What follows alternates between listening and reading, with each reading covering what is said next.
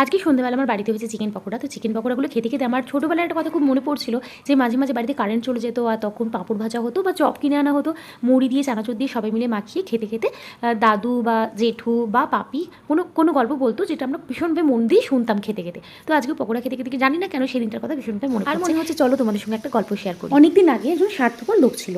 লোকটা যে শুধু স্বার্থপর সেই নয়, সেই সঙ্গে সে ছিল সুযোগ সন্ধানী। তার সবসময় এটাই চিন্তা ভাবনা ছিল যে লোকের সম্পত্তি কি করে ভাগ নেওয়া যায়, আর সেই সঙ্গে নিজের থেকে এক অংশ সে কারোর সঙ্গে শেয়ার করতো না, নিজের বন্ধু বান্ধবদের সঙ্গেও নয়, সেই সঙ্গে কোনো গরিব মানুষদেরকেও সে কিন্তু কখনোই কিছু দান করতো না। একদিন হঠাৎ করে একটা কাণ্ড ঘটলো। সে যখন রাস্তা দিয়ে আসছিল, তার 30টা স্বর্ণমুদ্রায় ভর্তি তার থলিটা রাস্তার মধ্যে কোথাও হারিয়ে যায়। দেখতে দেখতেই খবরটা চারিদিকে ছড়িয়ে গেল।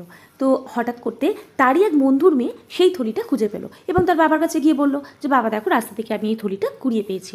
তো তার বাবা তখন জানতে পারলো, কারণ সে তার বন্ধুর কথাটা শুনেছিল, তাই সে বললো এটা আমার বন্ধুর। তাই সে সেই থলিটা তার মেয়ের কাছ থেকে নিয়ে বন্ধুকে ফেরত দিতে গেল। এরপর ওই স্বার্থপর বন্ধুরা যখন সোনার মুদ্রায় ভর্তি থলিটা পেয়ে গেল, তখন সে খুলে বলল, এটা কি হলো? এর মধ্যে তোমার 40টা সোনার মুদ্রা ছিল, এখন 30টা আছে কেন? তোমার মেয়ে নিশ্চয়ই এখান থেকে 10টা মুদ্রা বের করে। এই কথা শুনে তো সেই ভালো বন্ধু অত্যন্ত ভয় পেয়ে গেল। সে বললো না, আমার মেয়ে তো এরকম নয়, এবং ওর কাছে কাকুতি বিনতি করতে থাকলো।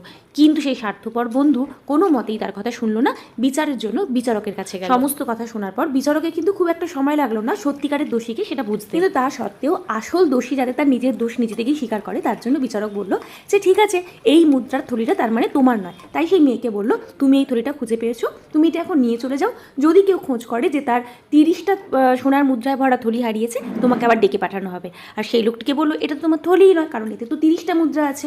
এখন 40টা সোনার মুদ্রা ভর্তি থলি যদি কেউ খুঁজে পায়, তাহলে অবশ্যই তোমাকে ডেকে পাঠানো হবে। এই কথা শুনে তো সেই স্বার্থপর সুযোগ সন্ধানী বন্ধুর চোখ কপালে উঠলো। সে মনে মনে বুঝতে পারলো সে চেয়েছিল আরো 10টা মুদ্রা ওর কাছ থেকে জোর করে হাতাতে, কিন্তু এখন তো সে তার নিজের 30টা মুদ্রাই হারিয়ে ফেলতে বসে। তাই সে তখন আর কোনো উপায় না দেখে নিরুপায় হয়ে নিজের দোষ স্বীকার করলো। কিন্তু দোষ স্বীকার করার পরেও বিচারক কিন্তু তাকে একটা স্বর্ণমুদ্রাও ফেরত না দিয়ে ভৎসনা করে সেখান থেকে তাড়িয়ে দিল। অন্যদিকে তার সেই ভালো বন্ধুটি, সেই বন্ধুটি কিন্তু ছিল আসলেই ভীষণ দরিদ্র, কোনো মতে তাদের সংসার চলতো। তো তাই জন্য বিচারক সেই মুদ্রাগুলো সেই বন্ধুকে এবং তার মেয়েকে দিয়ে দিল। সেই ভালো বাবা এবং তার মেয়ে সেদিনকে খুব খুশি হয়ে সেই মুদ্রা দিয়ে বেশ কিছু খাবার কিনলো, কারণ অনেকদিন তারা ভালো খাবার খায়নি। কিন্তু রাস্তার মধ্যে দিয়ে যখন যাচ্ছিল, কয়েকজন গরিব বাচ্চার সঙ্গে দেখা হলো এবং তাদেরকে তারা সেই খাবারগুলো কিন্তু দান করে দিল। আর তাদের খুশি দেখে ওই বাবা এবং মেয়ে অনেক বেশি খুশি হলো। ব্যাস, এখানেই আমার গল্পটা শেষ। তো এই গল্প থেকে কি শিক্ষা পেলাম আমরা বলো? এই গল্প থেকে এটাই শিখলাম, লোকের জিনিস আত্মসাৎ করে বা লোককে ঠকিয়ে কোনোদিনও কোনো জিনিসকে হজম করা যায় না।